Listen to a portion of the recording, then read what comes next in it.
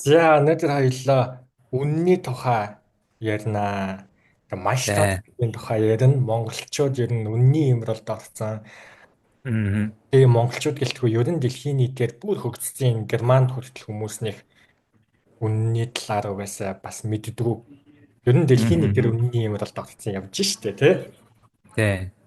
Тэгээ хоёлаа энэ талаар бол одоо өнөөдөр ярилцсан. Би бол одоо Мгм. Германы Манхайм хотоос ингээ холбогдож байгаа. Тэгээ сүүлд Мгм. үнний тухай одоо айгүй их тийм музей, галерей ихтэй шүү дээ. Европ болвол дандаа Аха. өөрийнхөө зураад явж байгаа. Тэгээ би одоо дэлхийн Тэ. 10 галерейн тэн хагасыг ер нь үзсэн. Луврын Мгм. музейг үзлээ, Бритиш музейг үзлээ, Нидерланд дахь Мгм. Райксмюсийг үзлээ. Тэнд ингээ дандаа үннийг Мгм. гал хичээгээ яваад байгаа тий. Хөрхий Тэ. Яг ийм орчин болсон шүү, ингэсэн шүү одоо гэл тэ. Тэ. тэгээ юуч гэсэн тэрний одоо нэг том тэр үннийг ерөнхийдөө тодорхойлж байгаа мэдлэгийн одоо шинжлэх Мгм. ухааны хамгийн хүчтэй улсуудын нэг Германд сурж байгаа. Тэгээ Мгм. Германаас холбогдож байна. Чи хаанаас Аха. холбогдож байна? За би одоо бас л одоо үнний хойноос хөөцөлддөг Аха. одоо Орос гэдээ бас том үндэстэн байна тий. Оросуудын одоо бас энэ байгуулсан томоохон одоо хотуудын нэг Санкт Петербургт одоо ажиллаар одоо явж байна. За тэгээд Санкт Петербургт одоо сүүлийн одоо 3 хоног, за сүүлийн баг 4 хоног одоо энэ Невский International Congress гэдэг одоо том экологийн конгресс болж байгаа. За тэгээ энэ конгресст одоо ерөнхийдөө бол бас бараг 40-өөс 50 гаруй улсын одоо төлөөлөгчд. За ялангуяа яг энэ экологийн чиглэлээр, биологийн чиглэлээр ажилладаг. За мөн одоо энэ хамтын ажил, улс орнуудын хамтын ажиллагааг хэрхэн сайжруулах вэ гэдэг одоо энэ чиглэлд ажилладаг энэ сколорууд одоо байдаг шүү дээ. Одоо олон улсын харилцааны мэрэгчлэнүүд. За энэ мэрэгчлэнүүд одоо юм том саммит болж байгаа гэх юм уу. За тэгээд одоо яг энд нь одоо би бас Монголоос яг одоо энэ чиглэлд яг экологийн чиглэлд мисантроп ба олон улсын одоо хамтын ажиллагаа одоо энэ мисантропийн чиглэл одоо хэрхэн чиглүүлэх вэ гэдэг одоо юм сэдвээр бас юм судалгааны өгүүлэл бичээд за үүнийг бол одоо бас ихтгэл болж танилцуулах боломжийг одоо Оросын холбооны улсаас бол олгосон. За тэгээ одоо энэ ихтгэлээ одоо танилцуулахаар бас хилцүүлэгт нь оролцохоор одоо Санкт Петербургт хотод ирчээд байж байна. Тийм. Тэгээд одоо бас ажлынхаа хажуугаар бас тийм үү бас мэдээж одоо Оросууд ч юм бол бас ингэж ажиллаар нүдээд байхгүй шүү дээ. Тийм. Ирэхэд шууд ажил хийлэхгүй. Эхлээл сайхан хотуудаараа дагуулж явж байгаа байхгүй юу? Манай хот бол ийм те одоо ийм сайхан музейтэй. За ийм сайхан арт галерей байна. Биднэрт одоо барилга болгоно өөр ингэсэн түүхтэй гэл одоо ингээл хэлж явж шít. Тэгээд дараа нь бас ингээл одоо урлаг уран сайхны өв зүйртэй юу гэдэг. Тэр болгоноор бөмбөгдөж байгаа л тэгэл дараа нь ажиллаа хий гэж шít. Тэгээд бас ажлынхаа голоор бас ингээд ийш тийшээ зөндөө авсан. Тэгээд бас Санкт Петербург бол одоо нөгөө хүмүүс уран зохиолын хот шүү дээ. Эндээс одоо Фёдор Достоевский гэж одоо Оросын бас том зохиолч төрсөн те. Тэгээд энэ хүний музей нь байдаг, хөшөө нь байдаг, за бунхан нь байдаг. За тэгэл одоо Анна Ахматова гэж бас Оросын зохиолч байсан Санкт Петербургээс гаралтай. За тэгэл одоо Чайковский байна те. Чайковский ч юм уу Санкт Петербургтаас бунхан байдаг. Чайковскигийн бас ингээл явж өгж байна. Тэгэл энэ хүмүүсийн бас хүндэтгэлийн бас бунхан дээр ингээл бас хажуу зав заагаар нь ороод ингээл яваад. За тэгээд тийм л байна да. Тэгвэл музейгээд нааш яриа хэмжээг байна. Санкт Петербург чинь бас дэлхийн топ 10 нөгөө галерей нэг байгаа шүү дээ. Тэ Эрмитаж. одоо тэ одоо музей, Эрмитажийн музей гэдэг. Тэ. Энэ дээр одоо бас нэг онцлогоос харагдаж байгаа юм л да. Жилийн өмнө би бас Бээжингт яг World Think Tanks гэдэг одоо дэлхийн одоо think танкуудын бас юм төлөөллүүд Бээжингд бас юм хийсэн хурал бас ба 70 гаруй улс зөвлөлөгчтэй болцсон. За тэгэл бас яг одоо яг энэ сая музей үзүүлдэг жишгийн дагуу Хятадын коммунист намын музейг үзүүлж байгаа байхгүй юу. За тэгээ тэр нь бол цаанаас их учиртай байгаа маа. Тэр чинь яаж нэхэр зэрэг Хятадын орчин үеийн Хятадын одоо энэ modernized болсон Хятадын түүх Хятадын коммунист намаас эхлэлтэй гэдэг одоо тэр философи бол тэр музейгээр харуулдаг байгаа юм. Тэгэл тэрнээс ч одоо ингээл Мао Зэдунаас эхлээд Мао Зэдуны Long March тэгэл цаашаа Дэн Сяопин за тэгээ Ши Жинпин хүртэл ингээл бүх ингээл том зөвлөлтнүүдийнх нь ингээл тухай баримт за тэгэл одоо Хятадын улаан армийн тухай баримт гэл бүх юм баримттайгаа ингээд байж байгаа. За ингээд энэ Хятадын музей. Тэнгүүд Оросууд болохоор яаж байгаа гэхээр юу яаж байгаа юм? Энэ нөгөө Эрмитаж гэдэг музейг үзүүлж байгаа юм. Эрмитаж музейг нь би эхний өдрөө шууд үзсэн. Тэгээд цаанаасаа бид нэг ингээд дагуулж авсан байхгүй төлөөлөгчтэй. За тэгмүүд Эрмитаж ч юм болохоор зэрэг Оросын одоо Питер хаан гэж Peter the Great гэж одоо өөрсдөө хэлдэг тийм.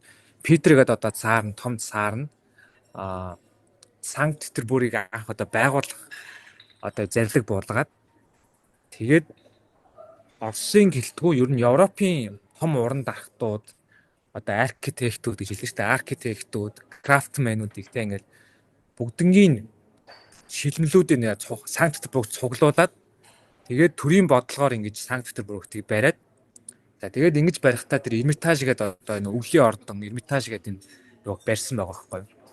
За тэгээд цаашаага Екатеринат нь одоо энийг бас ингэж цааш нь ингэж хөгжүүлээл. За тэгээд яагаад тэгэхээр тэр Эрмитажийг үзүүлж байна гэхээр одоогийн Оросын албаны улсын түүх бас энэ социализмын дараа бид нэр буцаад энэ Эзэн хааны философи Эзэн хааны осон түүхээс сэргээсэн шүү. Тэгэхээр н Оросын түүх бол өөр тэр Питер хаанаас хойш эхэлтэй шүү гэдгийг бас харуулдаг байгаа байхгүй. Тэгэхээр ийм хоёр ялгаатай.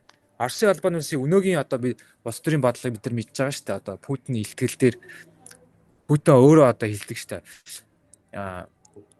Агуу Питер хааны газар нутаг гэж одоо их ярьдаг шүү дээ. Тэгэхээр энэ нөгөө нэг бас энэ Оросын албаны улсын нэг одоо том гүрний бодлого Эзэн хааных нь одоо өв захиас дээр тулгуурлаж ингэж явж байгаа бол тэр нь Эрмитаж музейгээр харагдаад байна те. Тэгэнгүүт Хятадын болохоор зэрэг коммунист намынхын түүх гэж ингэ. Тэгээд одоо Хятадын орчин үеийн улс төрийн бодлого ч бас яг коммунист намынхаа бодлогоор явж байгаа шүү дээ. Тэгэхээр ийм хоёр улс төрийн хоёр өөр юм соёлтой мөртлөө логик нь яг адилхан байгаа. Музейг үзүүл.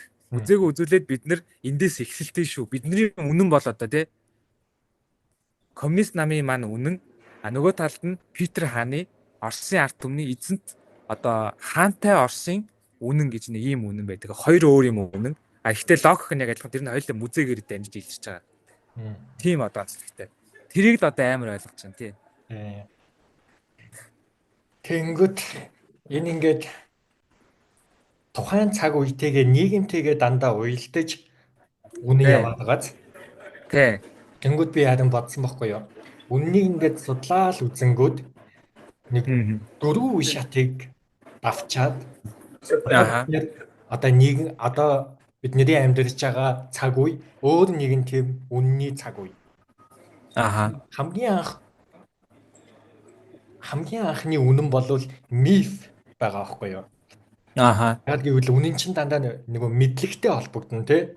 Яг гэвэл үннийг танин мэдэх хэрэгтэй. Тэгэхгүй одоо наран нэргээд байна уу, дэлхийн нэргээд байна уу гаач мэдэхгүй тий. Эсвэл нар гэж одоо гал юм уу, эсвэл бурхны одоо юу юм тий. Одоо тэгэхээр яг гэвэл танин мэдэх хэрэгтэй шүү дээ үннийг. Тий. Мэдлэгтэй холбогдож байгаа юм. Тий яалчгүй. Тэнгүүд хамгийн анхны одоо тэр үнэн үүссэн том мэдлэгийн хүрээ бол миф буюу тийм домгийн үе шат. Бүр Монголд бол одоо бүр Чонгуа марл гэдэг шил эсвэл Грекийн дом. Эсвэл бүр тэрнээс өмнө дандаа одоо домог байдлаар ягаад гэвэл тэр л хада хамгийн дээд үнэн гэж тэр явдал тий. Тэгээ одоо тодорхой мурхаа үүсэж байгаа шүү дээ. Тэгээд одоо одоогийнхоо бол далдын хүч. Тухайн үед л хамгийн хүчинтэй тодорхой тий.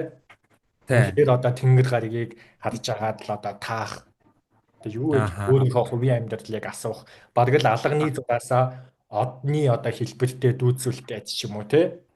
Ингэн мэтээс ингээд авахлаа. Дараагийн том үнний тэр мэдлэгийн хүрээ болвол шашин байсан байгаа байхгүй юу?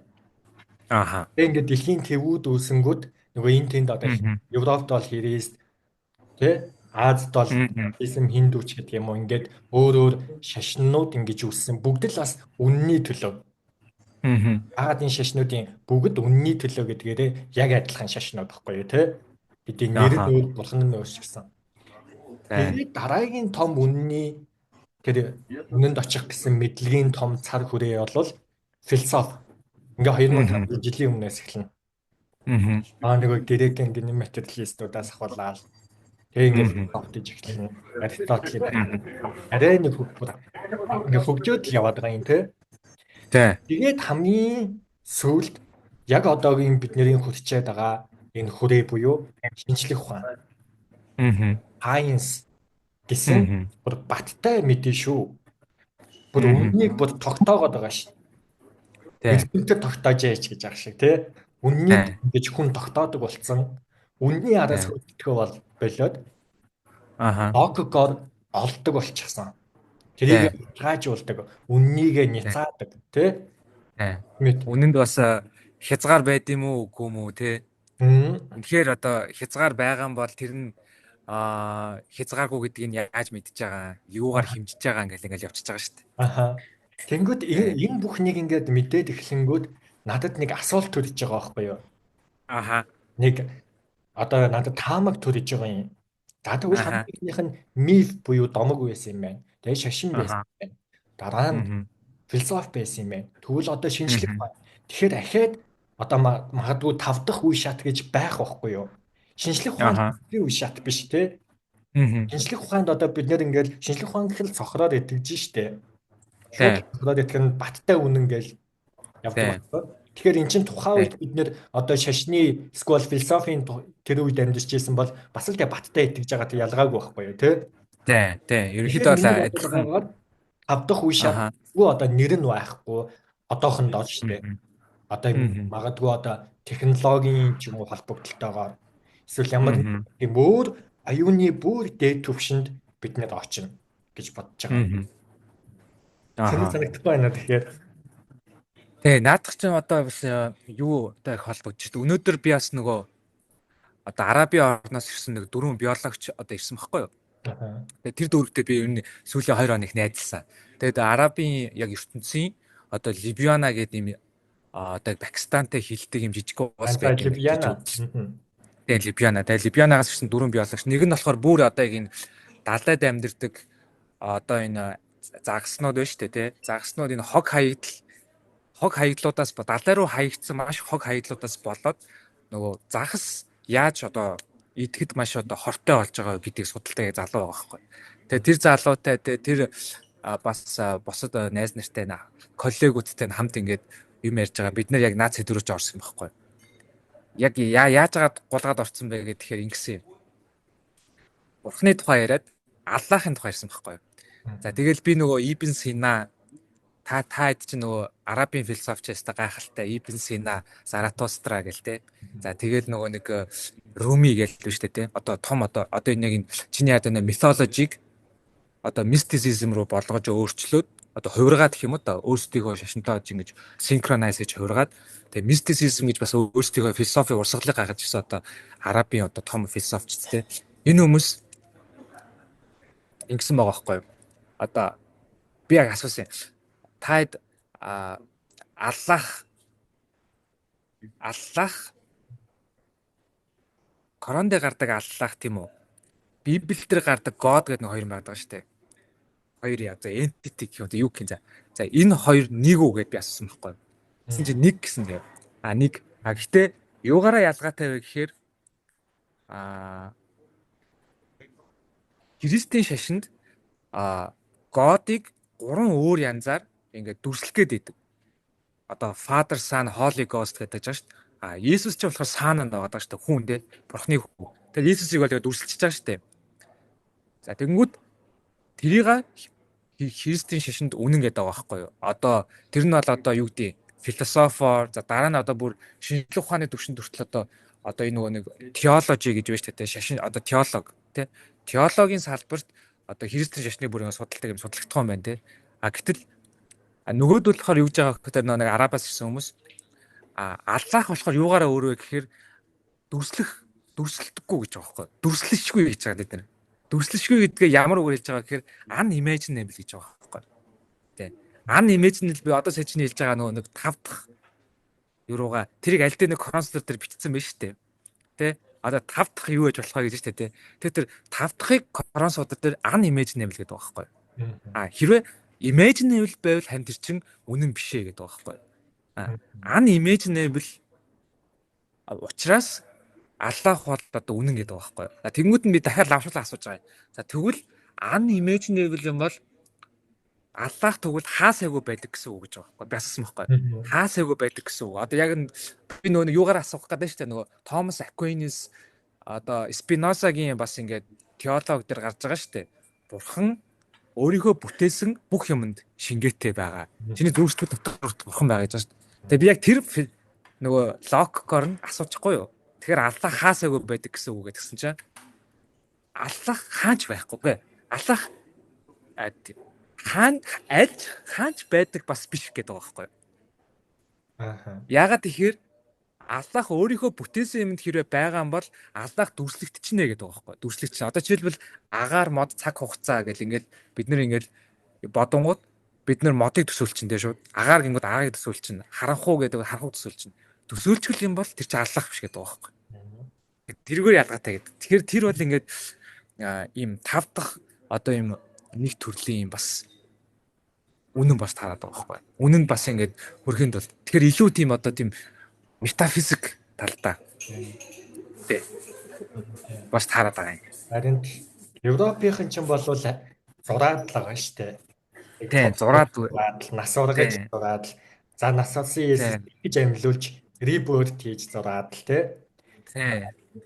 Тэгтээ нэг л дүрслэгдэж байгаа. Нэг дүртэй. Тэ нүцгэн урт үстэй. Тэ. Аазууд бол маш олноор дүрслээд байгаа юм тий. Багш гэхээр нэг дүр одоо шууд бууж байгааз.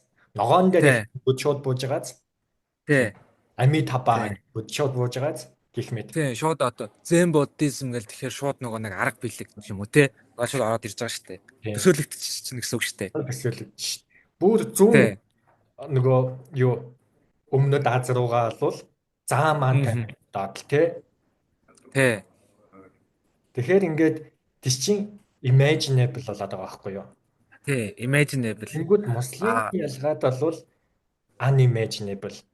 Аллах хэлэхэд дүр орж ирэхгүй аллах гэдэг аа үсэг орж ирээд байгаа байхгүй юу? Мөн үү? Тий. Тэгээд тэр ингэж байгаа юм. Одоо ингээд жихад гээл одоо Арабын орнуудын за эсвэл одоо тий янз бүрийн бас ингээд жихад бурхны одоо аллахын нэрийг барьж янз бүрийн ингээд хөдөлгөөн өрнөд байгаа шүү дээ. Тэнгүүд тэрийг бас тэр худлаа гэдэг байгаа байхгүй юу? Яагаад худлаа гэдгсэн чинь тэд нар өөрсдөө аллахын элч гэж одоо хэлээд байгаа. Тэгтэл аллахын элчгээ тэгэхээр төсөөлөгдчих байгаа байхгүй юу? Тий.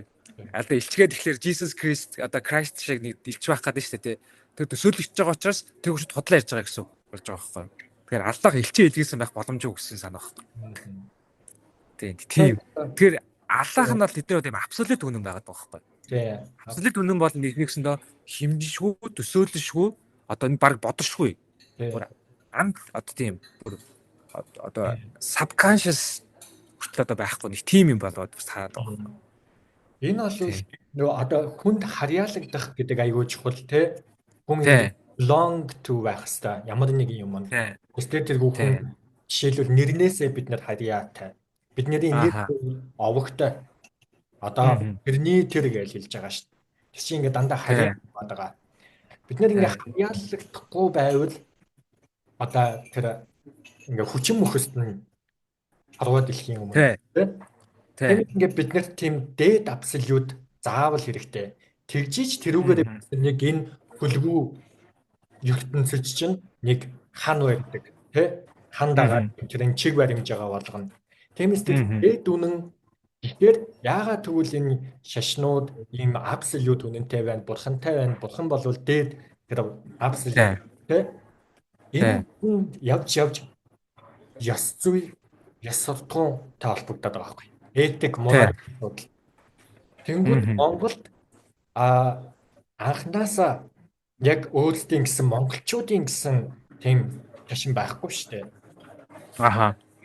За зарим нь Яг бөөмөр одоо юм одоо яг одоо Коран, сайн бол Коран Библи ярьлаа шүү дээ, тий. Тэгээ Коран Библи шиг тийм одоо бид нэр тийм барай шууд ингээ уншичаар тийм одоо юу алгалтаа. тийм шашин нөгөө Материал байхгүй алгалтаа.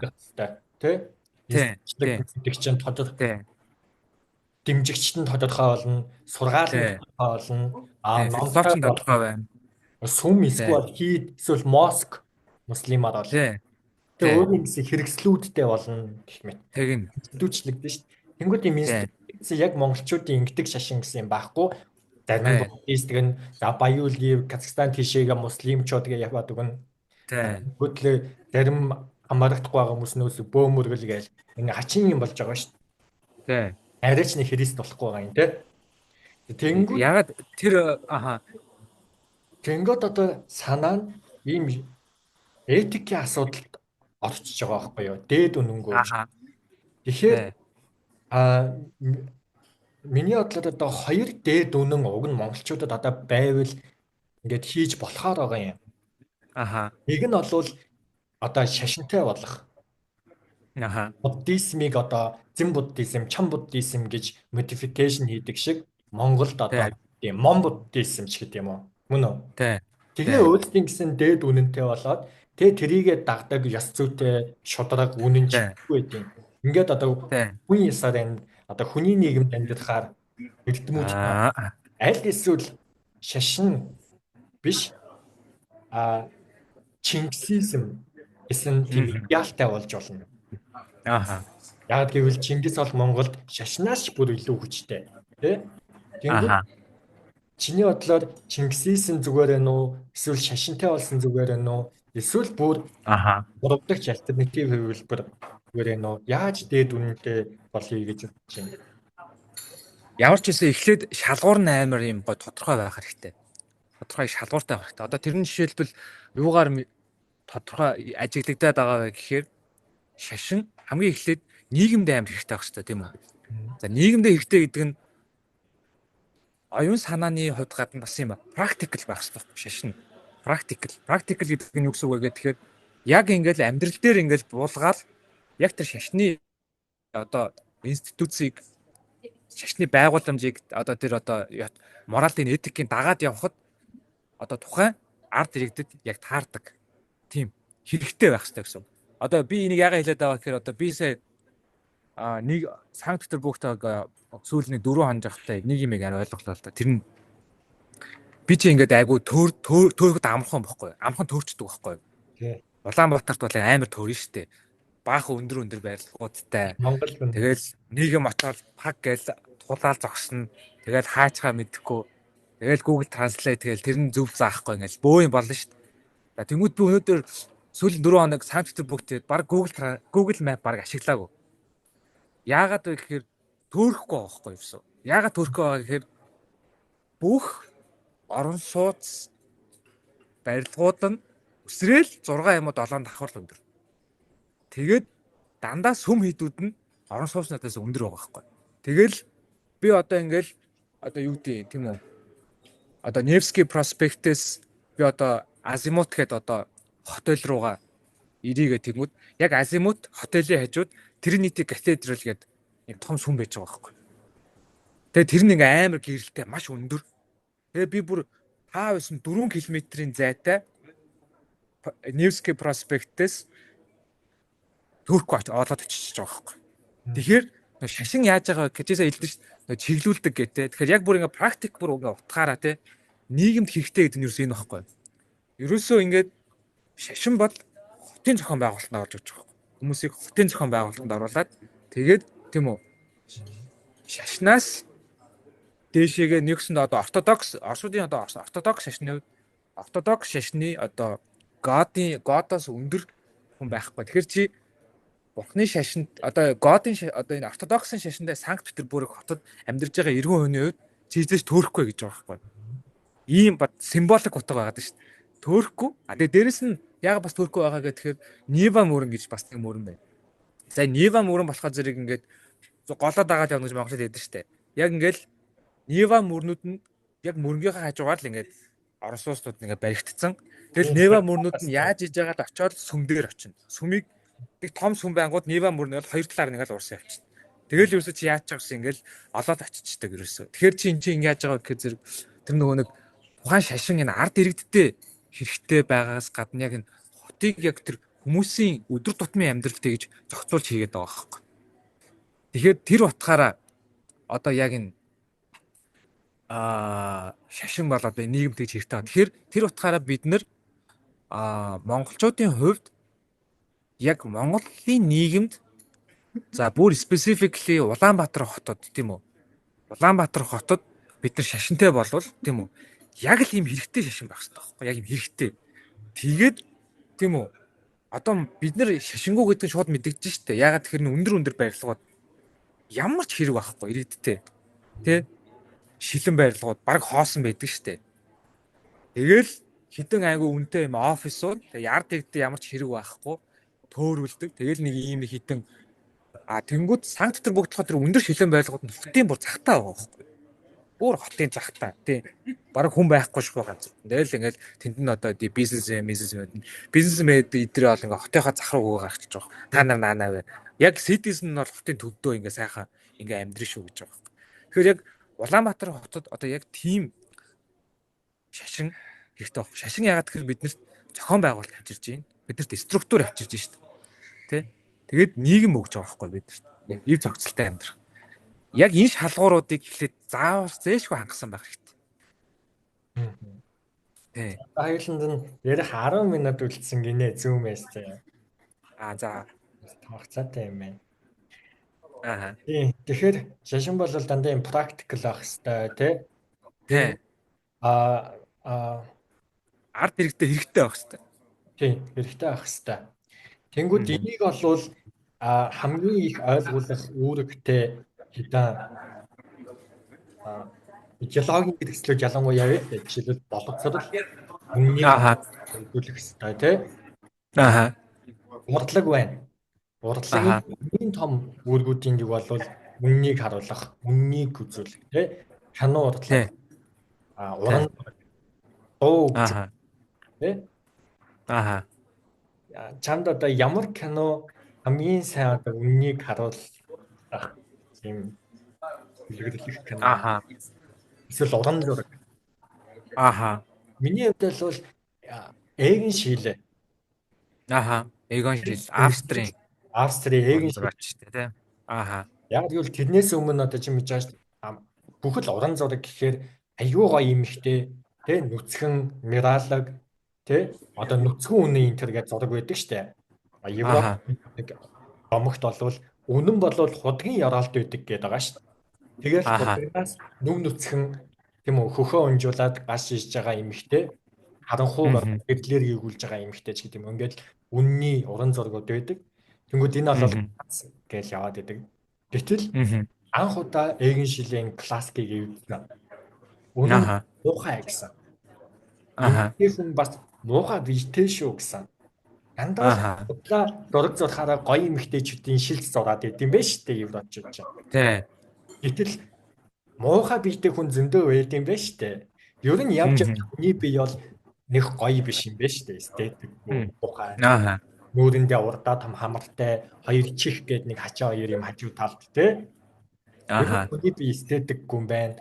Гэдгийг жишээлбэл анх удаа ингэж нурааж үннийг ахиж. Тэр Эгэн Шилийн зургууд болов жишээлбэл үннийг илэрхийлж байгаа урлаг.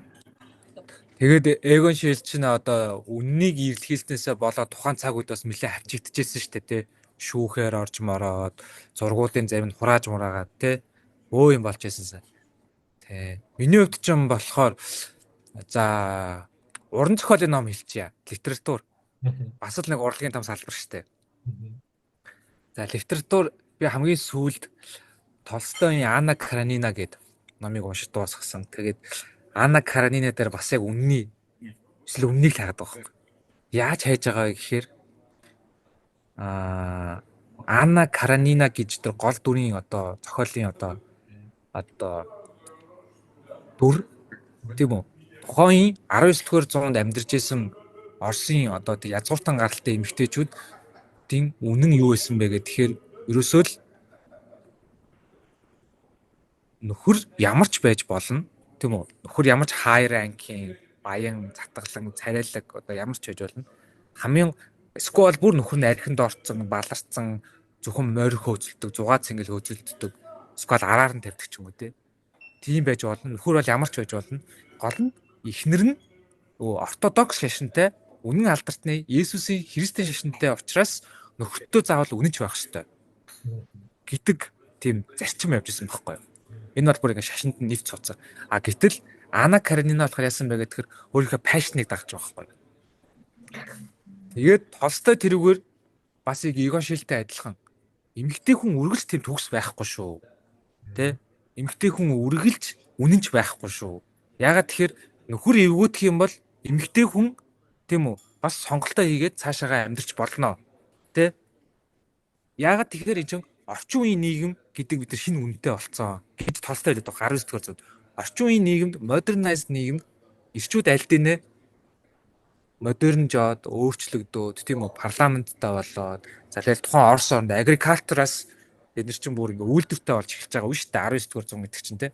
За ингээл энэ үед ирчүүд бол ингээ шууд тийм үү эд хөрөнгө хөгөөл явчихж байгаа шүү дээ. Тэгэл капитал эд хөрөнгө ингээл хөгөөл явчихгууд эхнүүд гэртээ үлдэн. Тэгэл эхнүүд нь болохоор ингээл хов базаал хоорондоо сквал юу гэдэг гэртээ хүүхдээ хараад үлддэг.